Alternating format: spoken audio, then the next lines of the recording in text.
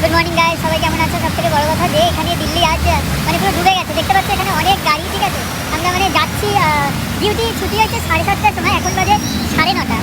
এখনও মানে পৌঁছে পারিনি, ঠিক আছে। আর সব থেকে বড় কথা যে অবস্থা, মানে এই অবস্থায় একটা কথাই বলতে চাই, দিল্ली दिल्ली पानी में गए छपक, है ना। जब मछली पानी में गए थे तब हम लोग बोलते वीडियो बना मछली पानी में गए छपक, तो आज हम लोग बोलेंगे दिल्ली पानी में गए छपक। তো আমি শুনলাম, যাই হোক 4:30 পর্যন্ত এই জ্যামটা চলবে। তো 4:30 অবধি যদি এই জ্যামটা চলতে থাকে, আমি জানি না কখন গিয়ে ঘরে পৌঁছাবো। তো এখন আমরা হাঁটছি, হেঁটে চলছি আমি, ঠিক আছে। জল মানে সামনে প্রচুর আছে, পিছনে আছে, দেখতে পাচ্ছ, ঠিক আছে। এই জ্যামটা চলবে। এটা কিন্তু উল্টো সাইড থেকে গাড়িগুলো আসছে, কারণ গাড়ি বেরোনোর আর কোনো জায়গা নেই।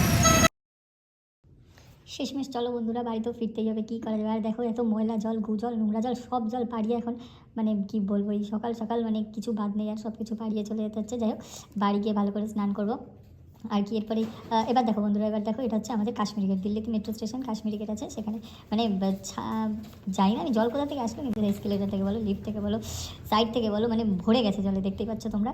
তো এই অবস্থা, মানে যদি না হয় তাও খারাপ, যদি হয় তাহলে তো আরোই খারাপ, এত খারাপ অবস্থা দেখতেই পাচ্ছ।